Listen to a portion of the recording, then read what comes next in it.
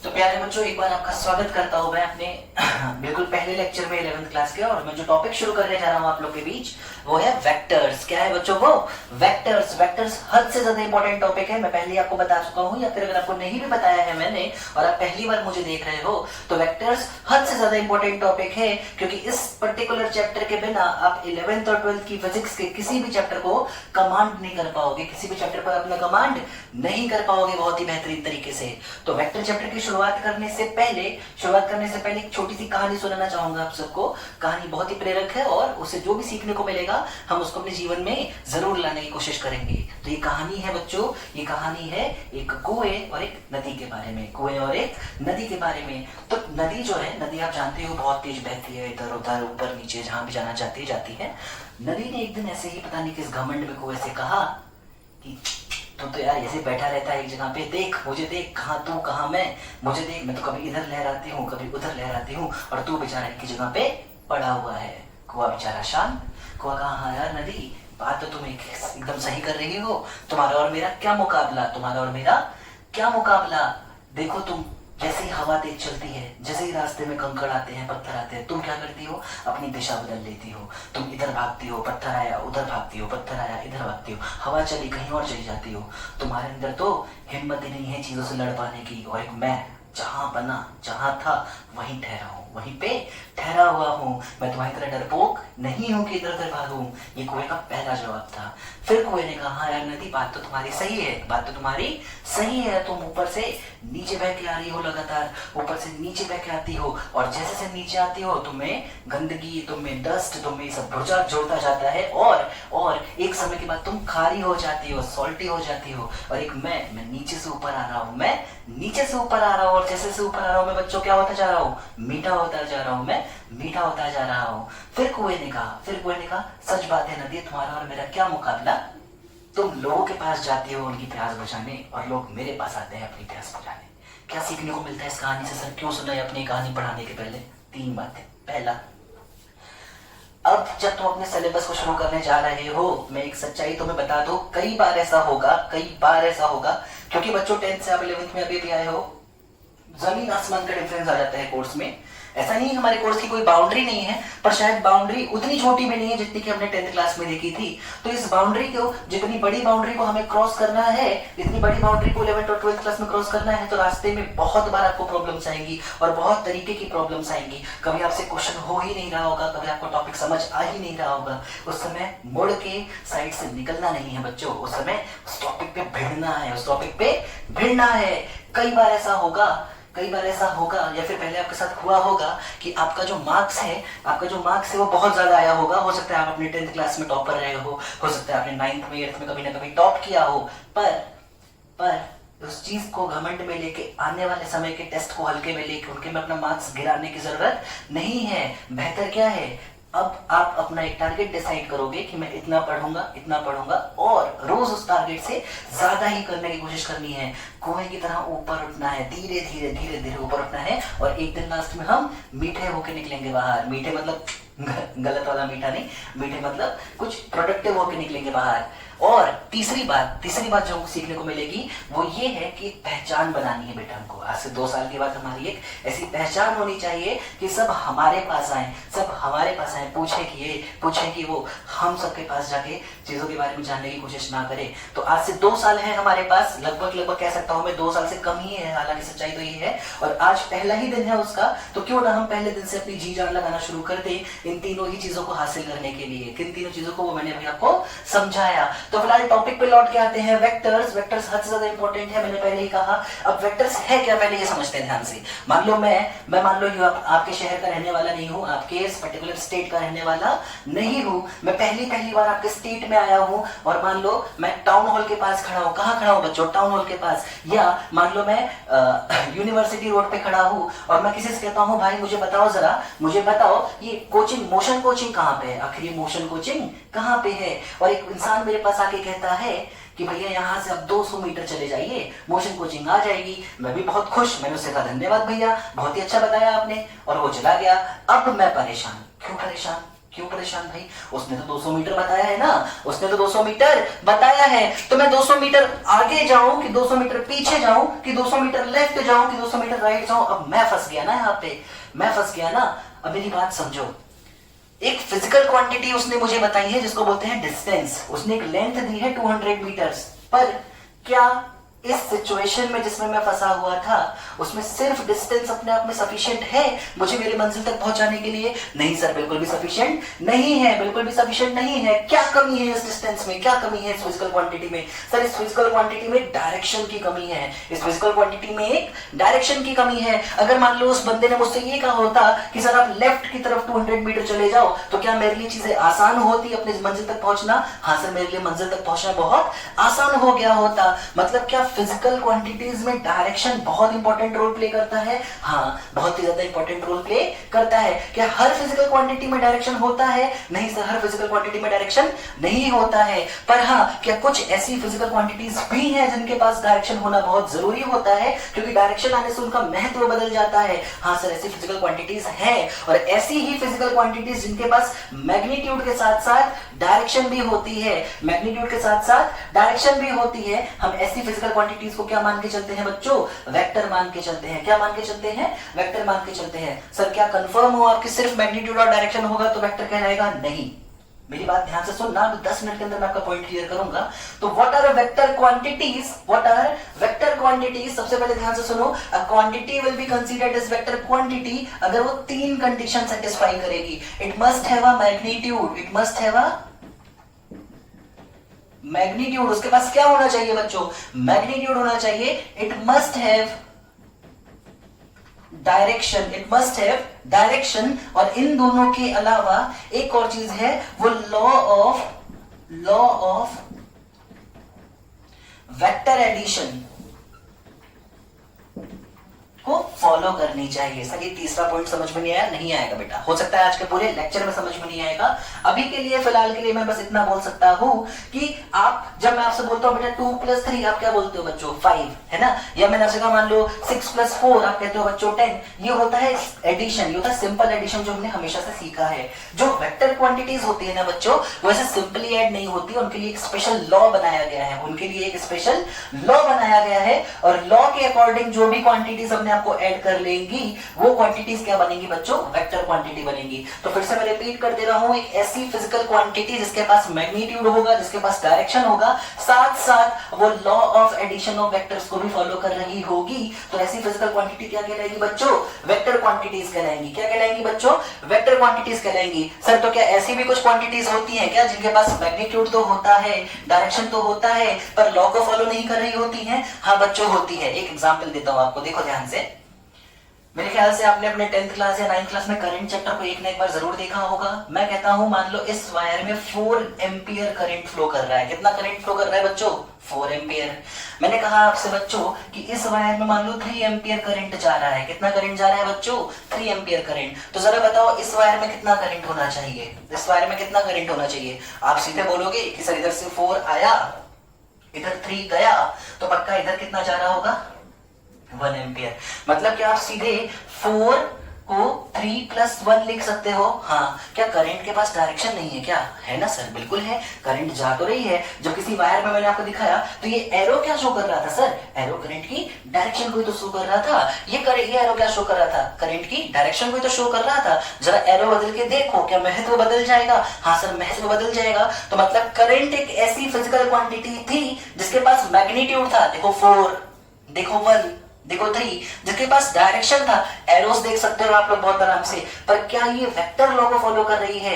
क्या 4 को 3 + 1 हम लोग मैथ्स में भी लिख लेते थे आराम से? हाँ, पर वेक्टर में कभी भी 2 वेक्टर्स जो ऐसे होते 3 और 1, उनका रिजल्ट 4 नहीं निकल सकता था। कभी उनका रिजल्ट 4 नहीं निकल पाता। तो करंट कभी भी scalar quantity, sorry vector quantity नहीं बन पाएगी, क्योंकि करंट के पास मैग्नीट्यूड है, डायरेक्शन है, पर वो लॉ ऑफ वेक्टर एडिशन को फॉलो नहीं कर रही होती है। तो आखिर सर कितनी तरीके की क्वांटिटीज होती हैं? चलो करंट तो अलग केस निकल गया। तो ध्यान से समझो बच्चों, छोटा सा एक छोटा सा एक समरी हो सकता है, हम लोग जो यहाँ पे निकाल सकते हैं, फिर छोटा सा एक स्टोरी बना सकते हैं यहाँ पे फिजिकल क्वांटिटीज के बारे में, कि फिजिकल क्वांटिटीज दो तरीके की होंगी, वेक्टर और स्केलर। स्केलर फिजिकल क्वांटिटीज वो होती है जिनके पास law of addition of vector follow नहीं करना होता है, और वेक्टर क्वांटिटीज वो होती है जो इन तीनों कंडीशंस को सेटिस्फाई करती हैं। चलो देखता हूं क्या तुम्हें मेरी बात समझ में आई है कि नहीं। मैं तुमको एक क्वेश्चन दे रहा हूं,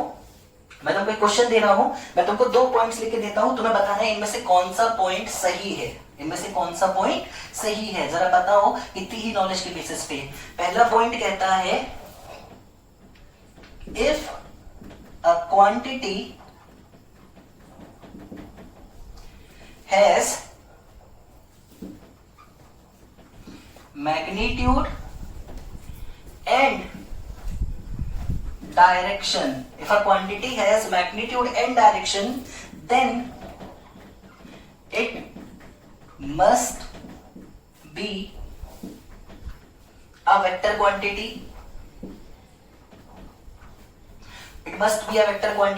और मैं दूसरा पॉइंट जो तुमको दे रहा हूं वो है if a quantity is a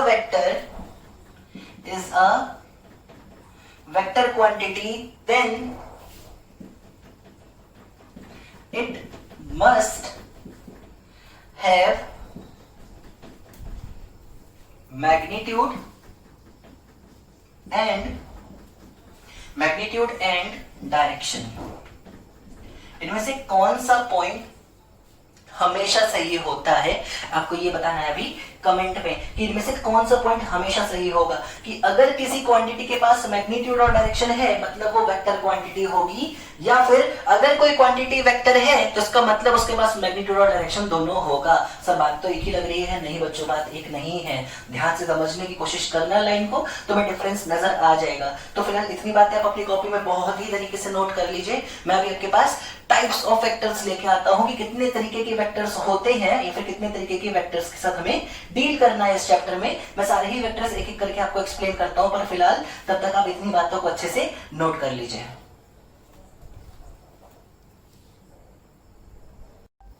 तो चलो बच्चों, हम लोग देखते हैं कितने तरीके के वेक्टर्स हैं जिनके बारे में हमें इस चैप्टर में डील करना है या आने वाले 2 साल तक हमें डील करना है। तो बहुत ध्यान से समझो। अच्छा, उससे पहले मैं एक छोटी सी चीज आपको और सिखा दूं। जब भी मैं आपसे कोई वेक्टर बनाने को बोलूंगा या फिर मैं खुद आपको वेक्टर बना के दिखाऊंगा, मैं हमेशा कुछ ऐसा करूंगा। देखो ध्यान से, कुछ ऐसा। ये एक्चुअली में रिप्रेजेंटेशन का तरीका होता है किसी भी वेक्टर क्वांटिटी का।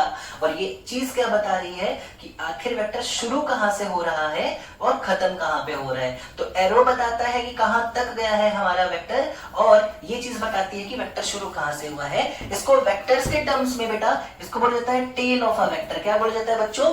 Tell of a vector. और इसको बोला जाता है हेड। इसको क्या बोला जाता है बच्चों? हेड।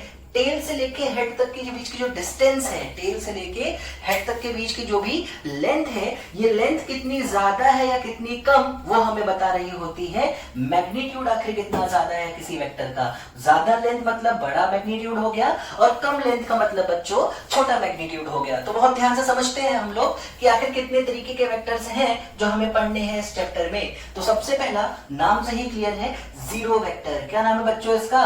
Zero vector. तो जीरो वेक्टर क्या होता है सर? जीरो वेक्टर क्या होता है? जीरो वेक्टर एक ऐसा वेक्टर होता है जिसका मैग्नीट्यूड कितना होगा बच्चों? 0 होगा। क्या होगा बेटा? 0 होगा। तो जब मैग्नीट्यूड 0 होगा तो किस डायरेक्शन में होगी भाई? क्या वैसे बोल सकता हूं 0 ईस्ट की तरफ या 0 नॉर्थ की तरफ? ऐसा तो नहीं बोलते हम लोग यार। 0 ही है तो फिर डायरेक्शन का कोई लेना देना है ही नहीं। तो क्या मैं ये बोलूंगा कि जीरो वेक्टर की कोई डायरेक्शन नहीं होती? तब तो मेरे वेक्टर की डेफिनेशन ही गलत हो जाएगी भाई।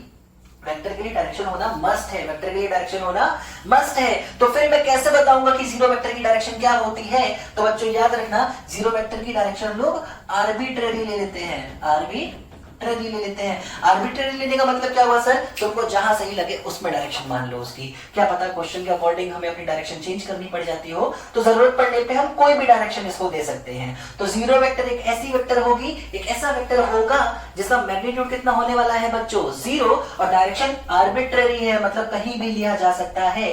सेकंड जो हमको वेक्टर पढ़ना है, सेकंड तो हमारा फर्स्ट क्या था बच्चों? Zero vector. दूसरा क्या पढ़ना है बच्चों हमको? Unit vector. यूनिट वेक्टर में अभी बस चर्चा कर रहा हूं विश्वास करो यूनिट वेक्टर हद से ज्यादा इंपॉर्टेंट है, इसलिए दोबारा जब सारे ही टाइप्स के वेक्टर पढ़ा दूंगा मैं लौट के फिर से यूनिट वेक्टर पे आऊंगा। समझ में आ रही है बात? तो यूनिट वेक्टर क्या होता है ध्यान से समझो। आज के बाद फिजिक्स में कभी भी आपको ये वर्ड यूनिट नजर आए, जैसे मैंने कहा मैंने एक यूनिट डिस्टेंस चला, मैं एक यूनिट डिस्टेंस चला, इसका मतलब है मैं एक स्टेप चला। कितना चला? एक स्टेप चला। मैंने अपनी स्पीड को एक यूनिट से बढ़ा दिया, मतलब अगर मैं 10 मीटर पर सेकेंड से चल रहा था तो मैंने 11 मीटर पर सेकेंड कर दी है। एक यूनिट से घटा दिया, मतलब मैं अगर 11 से चल रहा था तो मैंने घटा के फिर से 10 कर ली है। तो जब भी आपको फिजिक्स में ये वर्ड यूनिट नजर आता है, यूनिट या यूनिटी नजर आएगा, ये हमेशा मान के चलना एक ऐसी चीज की बात कर रहे हो जिसमें हमें सिर्फ 1 के बारे में सोचना है, एक कदम चलना है, एक मीटर पर सेकेंड से स्पीड बढ़ाना है, ऐसा कुछ। तो आखिर वेक्टर्स में इसका क्या मतलब हुआ सर? तो वेक्टर्स में भी नाम से क्लियर है, एक ऐसा वेक्टर जिसका मैग्नीट्यूड कितना होता होगा?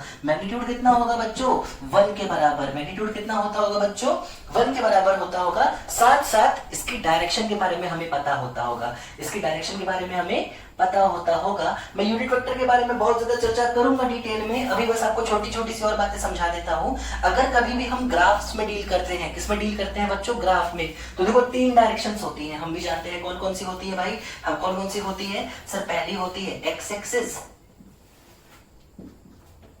दूसरी होती है वाई एक्सिस, तीसरी होती है जेड एक्सिस। हम समझते हैं क्या? हाँ सर हम इतना तो समझते ही हैं। तो ये हो गई एक्स, ये हो गई वाई, और ये क्या हो जाएगी बच्चों? Z axis. अब मेरी बात सुनो, जब भी मुझे किसी क्वांटिटी को, किसी वेक्टर क्वांटिटी को ये प्रूव करना है कि वो एक्स में है, किसमें है बच्चों? एक्स की तरफ है, तो मैं वहां पे एक यूनिट वेक्टर का यूज करता हूं। तो unit vector in direction of x axis, इसको हम लोग आई कैप से शो करते हैं। कैसे निकालते हो सर? ये सब कुछ सिखाओ ना। बिल्कुल सिखाऊंगा बच्चों, कोई जल्दबाजी नहीं है, अभी बस विश्वास करो मेरा, जो कह रहा हूं उसको याद करते चलो बस। तो अगर कभी भी मैंने कहा आई कैप, मतलब समझ जाना है कि एक वेक्टर की बात कर रहा हूं मैं, एक वेक्टर की बात कर रहा हूं जिसका मैग्नीट्यूड कितना है बच्चों? 1, और डायरेक्शन कहां है? एक्स एक्सिस में। माइनस आई कैप कहां होगा बच्चा बताओ जरा? माइनस आई कैप सर बहुत आसान है, आई कैप का मतलब एक्स है, माइनस यहां पे लगा है आपने, मतलब पक्का नेगेटिव एक्स एक्सिस में जाने की बात कर रहे हो गया। अच्छा, उसी तरीके से जो भी वेक्टर वाई डायरेक्शन में होता है उसके लिए मैं क्या यूज करूंगा बच्चों?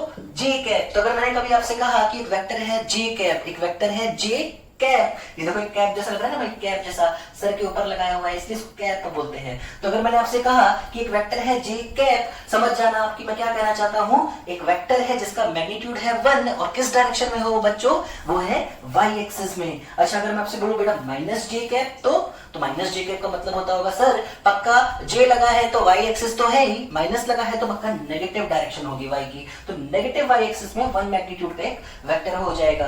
और ठीक उस तरीके से जेड के बारे में जब हम पढ़ रहे होते हैं तो हम जिस वेक्टर का यूज करेंगे वो होगा के कैप। कौन सा होगा बच्चों?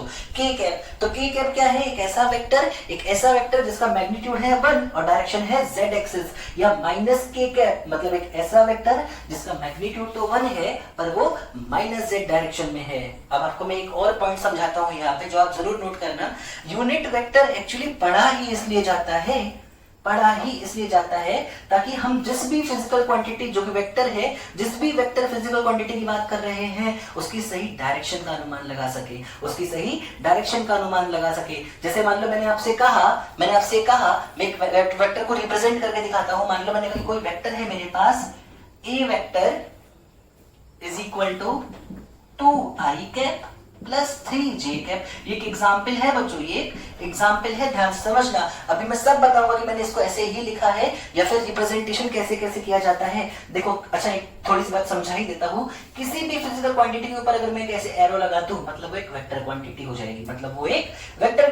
जाएगी, तो ये 2i cap plus 3j cap का मतलब क्या हुआ समझो ध्यान से। तो ए वेक्टर एक ऐसा वेक्टर है जिसकी x डायरेक्शन में मैग्नीट्यूड कितनी है बच्चों? 2। y डायरेक्शन में मैग्नीट्यूड कितना है बच्चों? 3। y डायरेक्शन में मैग्नीट्यूड कितना है बच्चों? 3। ग्राफ पे कहां होगा सर ये? तो x में आप 2 कदम चल के आ जाओ, फिर y में 3 कदम चल के चले जाओ, ये जो पॉइंट है यहां से इसको ज्वाइन कर दो, यही कहलाएगा आपका ए वेक्टर। ये क्या बनेगा बच्चों? आपका ए वेक्टर। इसको और भी कुछ बोला जाता है? हाँ सर, इसको बोलते हैं पोजीशन वेक्टर। इसको क्या बोलते हैं? Position vector. पर अभी मैं एग्जांपल दे रहा हूं इसलिए आपको अभी इसके बारे में बहुत ज्यादा जानने की जरूरत नहीं है। हमारे लिए जो काम की चीज है, या जिस वजह से मुझे एग्जांपल आपको देना पड़ा है, वो बस इसलिए है क्योंकि मैं आपको समझाना चाहता हूं यूनिट वेक्टर आखिर क्यों इंपॉर्टेंट होता है हमारे लिए? क्योंकि यूनिट वेक्टर ही हमको डायरेक्शन के बारे में सारा आइडिया देकर आता है। तो फिर से मैं रिपीट कर दूं, जो सबसे पहला वेक्टर मैंने आपको सिखाया वो था जीरो वेक्टर, एक ऐसा वेक्टर जिसके पास कोई मैग्नीट्यूड ही नहीं होता है। इसका एक और नाम भी होता है क्या सर? हाँ, इसको नल वेक्टर भी बोलते हैं। तो आप अपनी कॉपी में चाहो तो जहां भी आपने जीरो वेक्टर लिखा है वहां पे इसके बारे में लिख लो। जीरो वेक्टर को हम लोग नल NULL नल वेक्टर भी बोलते हैं। इसकी कोई डायरेक्शन नहीं होती है। नहीं सर ऐसा मत बोलो वरना तो ये वेक्टर बनेगा ही नहीं। इसकी आर्बिट्रेरी डायरेक्शन होती है। और जो दूसरा वेक्टर मैंने आपको सिखाया है बच्चों वो है यूनिट वेक्टर, एक ऐसा वेक्टर जिसका मैग्नीट्यूड होता है 1 और कोई फाइनाइट डायरेक्शन होती है। अगर मुझे एक यूनिट वेक्टर लिखना है कभी भी एक्स एक्सिस में तो उसको मैं k कैप से शो करूंगा, y एक्सिस में तो x एक्सिस में तो i कैप से शो करूंगा, y एक्सिस में तो j कैप से शो करूंगा और z एक्सिस में तो k कैप से शो करूंगा। बस इतनी कहानी अभी यूनिट वेक्टर के लिए मैं जान लूं मेरे लिए सफिशिएंट है। चलो देखते हैं बेटा थर्ड क्या टाइप होता है, पैरेलल वेक्टर्स। क्या नाम है बच्चों? Parallel vectors. देखो यहां से हम लोग अभी तक हम लोग सिंगल वेक्टर की बात कर रहे थे, यहां से हम कंपैरिजन करते हैं। क्या करते हैं बच्चों? कंपैरिजन। तो पैरेलल वेक्टर्स यानी कि ऐसा कुछ समझो, दो वेक्टर्स जिनकी डायरेक्शन सेम होनी चाहिए। क्या सेम होना चाहिए बच्चों? डायरेक्शन सेम होनी चाहिए। तो अगर दो वेक्टर्स सेम डायरेक्शन में है, मान लो ये है A वेक्टर, ये है A वेक्टर और ये है B वेक्टर, और A और B वेक्टर की डायरेक्शन सेम है। अगर मैं कहता हूं दोनों x में है या दोनों y में है या दोनों z में है या दोनों x y से जो एंगल बना रहे हैं वो बिल्कुल सेम है, तो ऐसे दो वेक्टर्स क्या कहलाएंगे बच्चों? पैरेलल वेक्टर्स कहलाएंगे। ऐसे दो वेक्टर्स बच्चों क्या कहलाएंगे?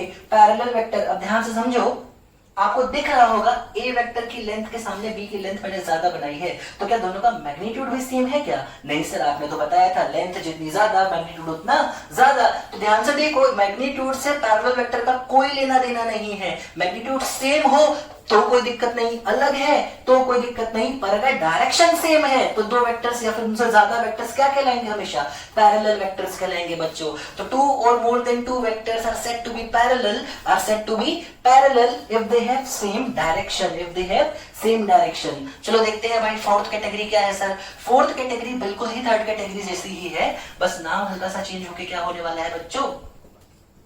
Equal vector. क्या हो जाएगा बच्चों? Equal vectors. तो क्या होता है भाई इक्वल वेक्टर्स? अब बिल्कुल ध्यान से सुनो, दो वेक्टर्स को हम इक्वल वेक्टर बोल सकते हैं, यदि वो दो कंडीशंस को सेटिस्फाई करें। Two vectors are said to be equal if they satisfy following two conditions. पहली कंडीशन क्या है सर? सेम डायरेक्शन होनी चाहिए। क्या होना चाहिए बच्चों? सेम डायरेक्शन होनी चाहिए। और दूसरी कंडीशन क्या है सर? सेम डायरेक्शन के साथ साथ मैग्नीट्यूड भी इस बार क्या होना चाहिए? Same. Two vectors are said to be equal if they have same magnitude as well as direction. अगर ऐसा है तो मैं ऐसा लिख सकता हूं कि A vector is equal to B vector. अच्छा, क्या मैं ऐसे बना दूं? ध्यान से देखो, मैं यूं बना दूं B वेक्टर, तो हालांकि मैं खुद मेंशन कर रहा हूं ये लेंथ और ये लेंथ बराबर है और अभी भी आपस में पैरेलल हैं। क्या अब ये इक्वल नहीं कहलाएंगे क्या? सर अभी भी इक्वल ही तो है। कंडीशन देखो ना, क्या दोनों का मैग्नीट्यूड सेम है? हाँ। क्या डायरेक्शन सेम है? हाँ, तो होगा इक्वल, कोई बहुत बड़ी बात नहीं है। अच्छा, मैं ऐसा कर दूं, अगर मैं ऐसा कर दूं, अभी भी मैं ये कह रहा हूं दोनों की लेंथ सेम है, क्या अब ये इक्वल नहीं कहलाएंगे क्या? कंडीशन देखो, क्या दोनों का मैग्नीट्यूड सेम है? हाँ। क्या डायरेक्शन सेम है? हाँ। तो अभी भी ये कैसे वेक्टर्स है बच्चों? Equal vectors. तो याद रखना, two vectors are said to be equal if they have same magnitude as well as direction. अब मेरे एक पॉइंट बहुत ढंग से कॉपी में नोट करो बच्चों, लिखो अच्छे से, नोट लिखो। हर इक्वल वेक्टर पैरेलल वेक्टर होते हैं। हर इक्वल वेक्टर्स कैसे होते हैं बच्चों? Parallel vectors. मतलब अगर दो वेक्टर्स इक्वल वेक्टर हैं तो वो पैरेलल वेक्टर होंगे ही होंगे। पर दो वेक्टर्स अगर पैरेलल वेक्टर हैं तो जरूरी नहीं है कि वो इक्वल भी होंगे। If two vectors are parallel they need not to be equal. क्या बात समझ पा रहे हो? अगर दो वेक्टर्स पैरेलल हैं तो जरूरी नहीं है कि वो इक्वल हो, but if two vectors are equal vectors then they must be parallel vectors. क्या आपको पॉइंट समझ में आया? हाँ सर, बिल्कुल क्लियर समझ में आया है। चलो नेक्स्ट पॉइंट पे चलते हैं, या फिर नेक्स्ट टाइप देखते हैं वेक्टर का, वो है एंटी पैरेलल वेक्टर। सर मुझे तो नाम से ही क्लियर हो गया, आपको पढ़ाने की जरूरत नहीं है। नहीं बेटा, मुझे पढ़ाने दो, क्योंकि मुझे उसी काम के लिए जाना जाता है। फिलहाल ध्यान से समझते हैं एंटी पैरेलल वेक्टर्स के बारे में। दो वेक्टर्स को हम एंटी पैरेलल बोलेंगे। क्या बोलेंगे बच्चों? एंटी पैरेलल बोलेंगे अगर उनकी डायरेक्शन कैसी हो भाई? उनकी डायरेक्शन कैसी हो सर? ऑपोजिट होनी चाहिए। देखो ध्यान से, ये ए वेक्टर है, ये बी वेक्टर है। मैग्नीट्यूड के बारे में मैंने फिर से कोई कमेंट नहीं किया है, पर दोनों की डायरेक्शन एग्जैक्टली ऑपोजिट है। एग्जैक्टली कैसी है बच्चों? ऑपोजिट है। आप ऐसे कह सकते हो कि दोनों एक दूसरे से 180 डिग्री पे हैं। कैसी डिग्रीज पे बेटा? 180 डिग्रीज पर है। तो दो वेक्टर्स को हम लोग एंटी पैरेलल वेक्टर बोलते हैं यदि उनकी डायरेक्शन एग्जैक्टली एक दूसरे से क्या हो बच्चों? ऑपोजिट हो। क्या मैंने मैग्नीट्यूड पे कोई कमेंट किया है? नहीं सर, नहीं किया है। मतलब इसमें मैग्नीट्यूड का कुछ लेना देना नहीं है। तो two vectors are said to be anti-parallel if they have exactly opposite directions। कोई समस्या नहीं सर? बिल्कुल भी कोई समस्या नहीं है। नहीं है तो बस नेक्स्ट पॉइंट की तरफ चलते हैं बच्चों। What are negative vectors? Negative vectors क्या होते होंगे सर? नेगेटिव वेक्टर पक्का दो ऐसे वेक्टर्स होते होंगे जो पहली बात एंटी पैरेलल तो हो, एंटी पैरेलल तो हो, मतलब ऑपोजिट तो होने ही चाहिए। एंटी पैरेलल होने के साथ साथ सर एक चीज और होना चाहिए, इस बार इनका मैग्नीट्यूड सेम होना चाहिए। मैग्नीट्यूड क्या होना चाहिए? सेम होना चाहिए। तो मैं कह सकता हूं कि जितना बड़ा ए वेक्टर है क्या उतना ही बड़ा बी वेक्टर है? हाँ सर। क्या डिफरेंस है सर? डायरेक्शन की। कैसी है सर? ऑपोजिट। तो अगर दो वेक्टर्स ने सेम मैग्नीट्यूड रखा है पर दोनों की डायरेक्शन एग्जैक्टली ऑपोजिट होती है, दोनों की डायरेक्शन एग्जैक्टली ऑपोजिट होती है, तो ऐसे दो वेक्टर्स क्या कहलाने वाले हैं बच्चों? Negative vectors. फिर से वही एक इंपॉर्टेंट पॉइंट, हर दो वेक्टर जो नेगेटिव वेक्टर होंगे वो एंटी पैरेलल जरूर होंगे, जरूर होंगे। पर अगर दो वेक्टर्स एंटी पैरेलल हैं तो हो सकता है वो नेगेटिव हो और हो सकता है कि वो नेगेटिव ना हो। तो बेटा ये बहुत ही इंपॉर्टेंट पॉइंट है और आप प्लीज एक दो पॉइंट मिस मत करना। सारे पॉइंट्स जरूर अपनी कॉपी में नोट करते चलो। बहुत ही इंपॉर्टेंट होता है आपके लिए आपके पास ना खुद का नोट्स होना। हालांकि विश्वास करो मेरा, आज के लेक्चर के साथ साथ मैं आपको जितनी भी चीजें मैंने आज आपको पढ़ाई है उसका एक पीडीएफ भी अटैच करके दूंगा। आप चाहो तो पीडीएफ में जाके पीडीएफ से भी अपने नोट्स को दोबारा कॉपी कर सकते हो, पर हाँ कोई पीडीएफ बना के नहीं पढ़ लेगा उसको, आप उससे खुद अपने नोट्स प्रिपेयर करना जरूर से। तो इतनी सारी बातें जो भी मैंने अभी आपको सिखाई, आप वीडियो पॉज करो, आराम से एक पॉइंट अपनी कॉपी में नोट करो। मैं आता हूं आपके पास और भी तरीके के वेक्टर्स को लेके। तो चलो बच्चों हम लोग देखते हैं कि आखिर और भी क्या क्या टाइप्स हो सकती है या फिर और क्या क्या कैटेगरीज हो सकती है जिसमें हम लोग वेक्टर्स की पढ़ाई कर रहे होंगे। तो जो नेक्स्ट और काफी इंपॉर्टेंट एक पार्ट होता है वो है कोप्लेनर वेक्टर्स। क्या बच्चों? Coplanar vectors. आखिर कोप्लेनर वेक्टर्स क्या होते होंगे? तो बहुत ध्यान से समझो।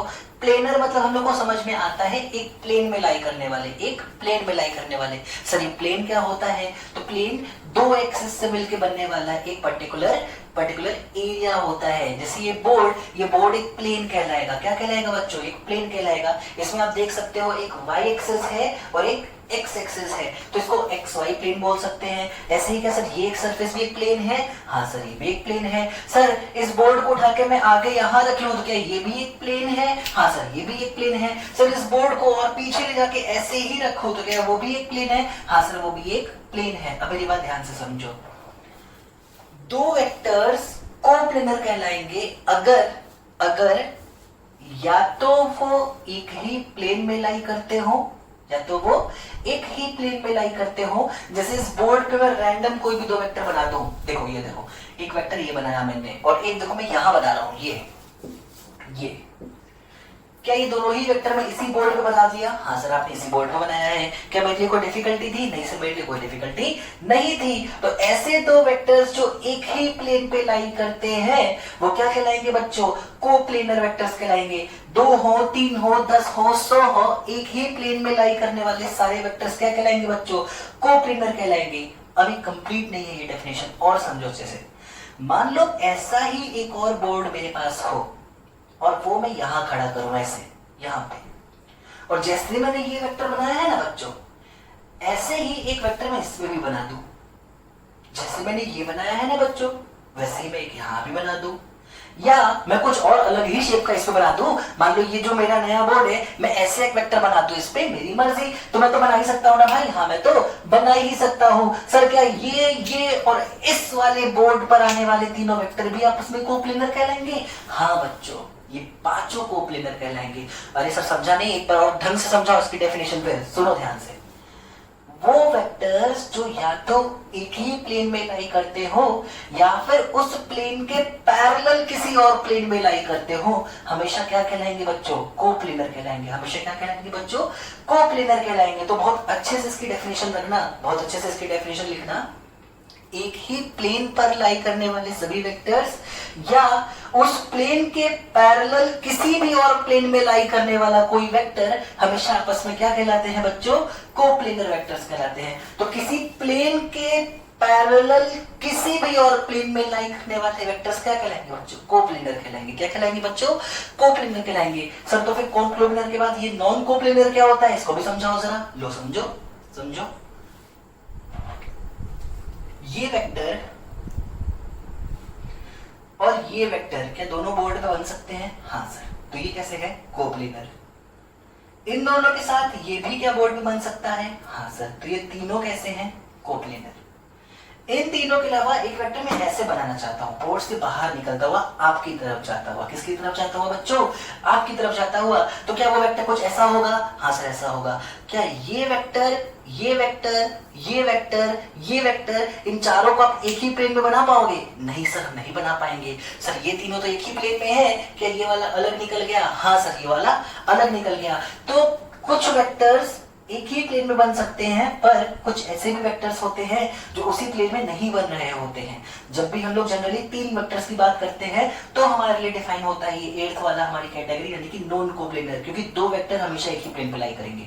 दो वेक्टर हमें, अरे मैं कैसे बना दूं, ये कैसे बना दूं? लो इन दोनों को मिला के एक प्लेन नहीं बन सकता। सर ये देखो ना एक प्लेन है ना भाई, ये प्लेन है ना। हाँ, पर तीसरा वेक्टर जरूर ऐसा हो सकता है जो इस प्लेन पे लाई ना करता हो। और अगर तीन वेक्टर्स में से कोई भी एक वेक्टर उसी प्लेन पे लाई नहीं कर रहा है जिस पे बाकी दोनों लाई कर रहे हैं, तो वो बन जाएगा बेटा नॉन कोप्लेनर वेक्टर। वो क्या बन जाएगा बच्चों?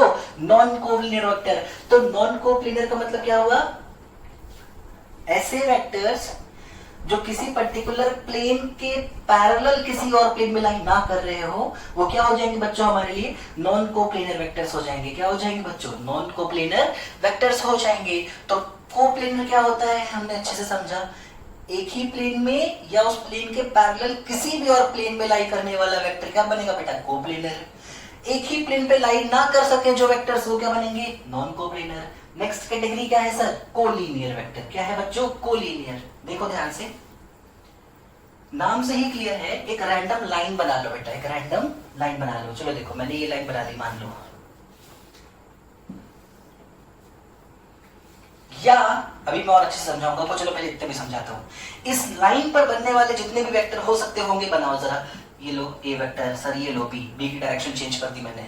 सर यहां से उठा के ये बना दूंगा सी, ये डी, ये ई, ये एफ। क्या ये सब एक ही लाइन पे लाई कर रहे हैं? हाँ सर ये सब एक ही लाइन पे लाई कर रहे हैं। तो ऐसे वेक्टर्स जो एक ही लाइन पे लाई करते होंगे, एक ही लाइन पे लाई करते होंगे, साथ साथ एक ही प्लेन पे भी लाई करते होंगे, एक ही प्लेन पे भी लाई करेंगे, वो तो मजबूरी है उनकी। तो ऐसे वेक्टर्स जो एक ही प्लेन की एक ही लाइन पे लाई कर रहे होते हैं, वो क्या बनेंगे बेटा? कोलिनियर बनेंगे। वो क्या बनेंगे? कोलिनियर। अच्छा चलो एक बात बताओ मुझे, अगर मैं इसके पैरेलल एक लाइन बनाऊं, चलो बना दी, और मैं इस पे भी कुछ वेक्टर्स बना दूं, ये लो सर, ये लो, क्या ये सारे कोलिनियर हैं? नहीं लग रहा है ना तुमको? है। अब क्लियर डेफिनेशन पे आओ। कोलिनियर वेक्टर्स वो वेक्टर होते हैं जो एक ही प्लेन में लाई करने वाली किसी पैरेलल लाइंस पे लाई कर रहे हो। कहां लाई कर रहे हैं बच्चों? पैरेलल लाइंस पे। मतलब मैं एक प्लेन डिसाइड कर लूं, उस प्लेन पे बहुत सारी पैरेलल लाइंस आपस में ड्रॉ कर लूं, इन पैरेलल लाइंस पर लाई करने वाले सभी वेक्टर क्या कहलाएंगे बच्चों? कोलिनियर वेक्टर कहलाएंगे। क्या कहलाएंगे बच्चों? कोलिनियर वेक्टर्स कहलाएंगे। तो क्या सर पैरेलल वेक्टर्स कोलिनियर थे? हाँ। क्या एंटी पैरेलल? दो की बात करो, मैं तीसरे की बात नहीं कर रहा बेटा, तीसरे की बात नहीं कर रहा। देखो ध्यान से, एक ही प्लेन पे लाई करने वाले दो पैरेलल वेक्टर क्या कोलिनियर होंगे? हाँ। दो एंटी पैरेलल कोलिनियर होंगे? हाँ। एक ही प्लेन पे लाई करने वाले दो इक्वल वेक्टर्स कोलिनियर होंगे? हाँ। दो नेगेटिव वेक्टर्स कोलिनियर होंगे? हाँ। क्या मेरा पॉइंट समझ पाए हो? बिल्कुल समझ पाए हैं सर, आप बहुत ही सही समझा रहे हो। देखो मैं खुद ही अपनी तारीफ कर लेता हूँ, आदत सी थोड़ी खराब सी आदत है, सुधार लूंगा। फिलहाल इस पे काम करते हैं, ध्यान से देखो। कोलिनियर वेक्टर्स का मतलब होता है किसी एक प्लेन पर लाई करने वाली पैरेलल लाइंस पर आने वाले सभी वेक्टर्स। तो दो चीजें हैं, must lie on same plane and must have either 0 degree और 180 डिग्री एंगल बिटवीन देम। या मतलब एक तो एक ही प्लेन पे होना पड़ेगा, साथ साथ दो वेक्टर्स के बीच का एंगल या तो 0 होना चाहिए या तो 180 होना चाहिए। अगर ऐसा है तो वो वेक्टर्स क्या बनेंगे हमेशा बच्चों? कोलिनियर वेक्टर्स बनेंगे। तो 9th टाइप था हमारा कोलिनियर। अभी हमें 3 और टाइप्स देखने हैं, बिल्कुल ध्यान से देखो, ध्यान से देखो। नेक्स्ट बेटा कोलिनियर कोप्लेनर हद से ज्यादा इंपॉर्टेंट होते हैं, इसलिए बार बार कह रहा हूं, जरूरत पड़े तो पीडीएफ का इस्तेमाल करिएगा, और नहीं तो मैंने कई बार समझाने की कोशिश की है। साथ साथ में वीडियो पॉज करके लिखते भी चलो आप लोग। चलो नेक्स्ट देखो ध्यान से, नेक्स्ट देखो ध्यान से। तो नेक्स्ट जो पॉइंट आता है वो है पोलर वेक्टर्स। पोलर वेक्टर्स सुनना ध्यान से। मान लो ये बॉडी है, मान लो इसका मास है m। चलो हम वही एग्जांपल लेंगे जो हमने पढ़ा है पहले। m मास की एक बॉडी है, इस बॉडी पे मैंने एक फोर्स लगाया जो कि इस प्लेन पे लाई कर रहा था, मान लो ऐसे। फ्रिक्शन विक्शन नहीं है, आप बहुत ज्यादा दिमाग मत लगाइएगा, थोड़ा कम दिमाग का इस्तेमाल करिए, ज्यादा अच्छा लगेगा आपको। इस बॉडी का मास है m, इस पे मैंने एक फोर्स लगाया ऐसे, कहां जाएगी? सर ऐसे चली जाएगी, बढ़िया, शाबाश। अगर मैंने इस पे फोर्स लगाया ऐसे तो कहां जाएगी? सर ऐसे चली जाएगी, शाबाश। अगर मैंने इस पे फोर्स लगाया ऐसे तो कहां जाएगी?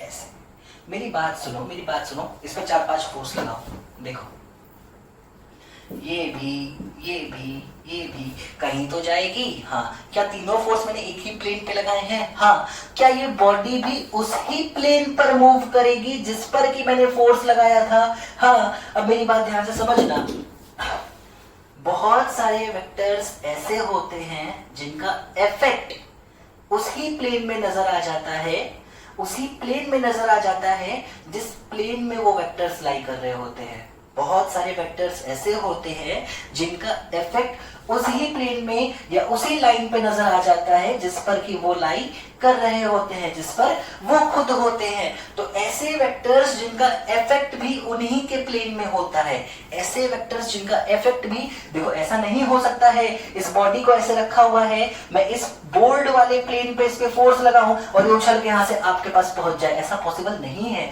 तो ऐसे वेक्टर्स जिनका इफेक्ट भी उन्हीं के प्लेन में नजर आएगा, जिनका इफेक्ट भी बच्चों उन्हीं के प्लेन में नजर आता होगा, वो क्या कहलाएंगे बच्चों? पोलर वेक्टर्स कहलाएंगे। वो क्या कहलाएंगे? Polar vector. इसका एक एग्जांपल दे दो सर। भाई अभी तो बताया, फोर्स अपने आप में कैसा वेक्टर होगा बेटा? पोलर वेक्टर होगा। चलो और देखो, और देखो दूसरी जो कैटेगरी है इसी की, मतलब हमारे अकॉर्डिंग 11th जो है हमारे लिए, that is axial vector.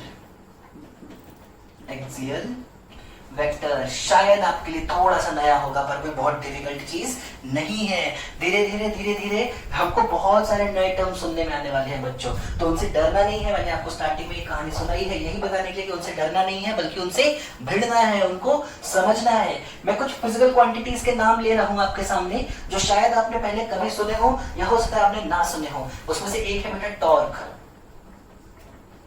Torque, angular displacement, angular velocity, angular momentum, angular momentum. ये जितने भी टर्म्स मैंने लिखे हैं ये सारी वेक्टर क्वांटिटीज है। कैसी क्वांटिटीज है बेटा? वेक्टर क्वांटिटीज है। टॉर्क हो, एंगुलर डिस्प्लेसमेंट हो, एंगुलर वेलोसिटी हो, एंगुलर मोमेंटम हो, ये सारे ही क्या है बच्चों? वेक्टर क्वांटिटी है। पहली बार नाम सुना है, कोई बहुत बड़ा रॉकेट साइंस नहीं है, परेशान नहीं हो, पूरा चैप्टर पढ़ोगे भाई, इस पे दो सर्कुलर में भी सीखोगे, सर्कुलर में आप ये सीख जाओगे, ये सीख जाओगे, ये सीख जाओगे। रोटेशन पे जाएंगे, टॉर्क वगैरह आपके लिए खिलौना बन जाएगा, मजाक जैसा। तो कोई बहुत बड़ी चीज नहीं है, इसको ध्यान से समझना।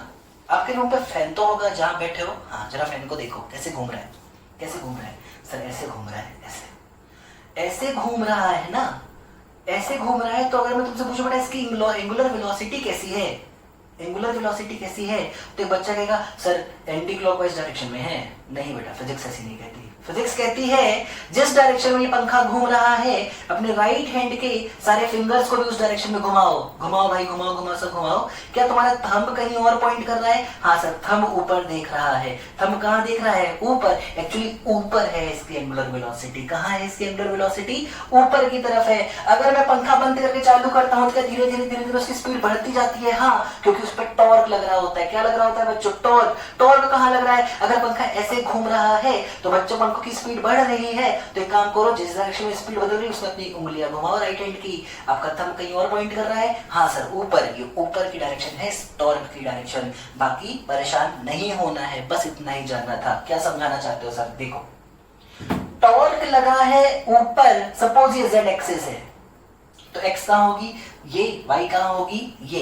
सर ने ये काम करो, इसको वाई ले लो, इसको जेड ले लो, इसको एक्स ले लो, बचपन से ही पढ़े। चलो ऐसे कर ले भाई, तेरी मर्जी, तू खुश रहे। ये जेड एक्सिस है, ये सॉरी ये वाई एक्सिस है, ये जेड है, ये एक्स है। अगर टॉर्क लगता है वाई में, टॉर्क लगता है वाई में, एंगुलर वेलोसिटी है वाई में, डिस्प्लेसमेंट है एंगुलर वाई में, तो नजर कहां आ रहा है इफेक्ट? एक्स जेड में। देखो ध्यान से, टॉर्क के परपेंडिकुलर, टॉर्क अगर इस डायरेक्शन में है तो इसके परपेंडिकुलर है ये प्लेन जिसमें इफेक्ट नजर आया है उस टॉर्क का।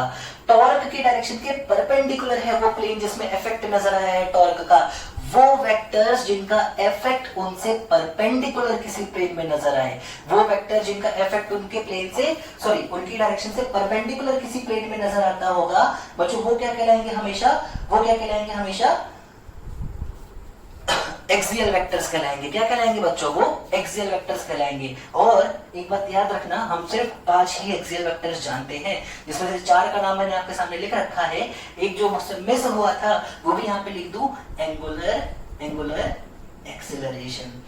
तो torque, angular displacement, angular velocity, angular acceleration और एंगुलर मोमेंटम, ये पांचों ही एक्सियल वेक्टर्स कहलाएंगे। क्या कहलाएंगे बच्चों? Axial vectors. सर और भी कोई कैटेगरी है क्या? हाँ सर, एक और है, उसको भी पढ़ लेते हैं। ध्यान से देखो, बहुत ही ध्यान से देखो बच्चों। लास्ट जो कैटेगरी हमें पढ़नी है वेक्टर्स के बारे में वो है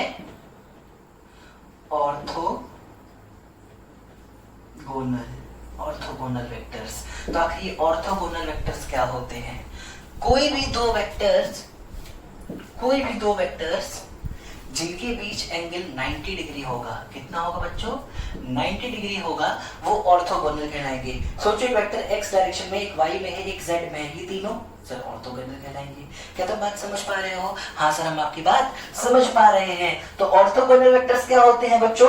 वो वेक्टर्स जो आपस में परपेंडिकुलर हो, वो आपस में परपेंडिकुलर हो। बहुत सारी चीजें होंगी जो आपने शायद नई सुनी होंगी आज, पर एक भी चीज ऐसी नहीं है जो आपके लिए काम की ना हो। खास तौर से कुछ डेफिनेशंस मैं आपको समझा दूं, रिपीट कर दूं। वो कोप्लिनियर वेक्टर की हो, वो लीनियर वेक्टर की हो, या फिर वो आपके लिए नॉन कोप्लिनियर वेक्टर की हो। चाहे वो पोलर हो, चाहे वो एक्सियल हो, ये सारे हो सकते हैं। नए नए डेफिनेशंस आपको मिले हो, पर विश्वास करो इन डेफिनेशंस की क्लैरिटी जितनी ज्यादा रखोगे उतना बढ़िया होगा आपके लिए आगे चल के चैप्टर के साथ डील कर पाना। तो ये कुछ बिल्कुल बेसिक सी चीजें थी हम लोगों ने जो आज पढ़ी है अभी तक की क्लास में, जिसमें हमने देखा है आखिर कितने तरीके के वेक्टर्स होते हैं, आखिर वेक्टर क्या होता है, आखिर स्केलर क्या होता है, और क्या डिफरेंस है टेंसर और नॉन टेंसर क्वांटिटीज के बीच। तो इतनी चीजों को आप बहुत ही अच्छे से नोट करो। उम्मीद है ये लेक्चर आपको काफी अच्छे से समझ में आया होगा, और बहुत जल्द आपके पास दूसरा लेक्चर जिसमें से हमारे क्वेश्चंस वगैरह आने शुरू हो चुके होंगे।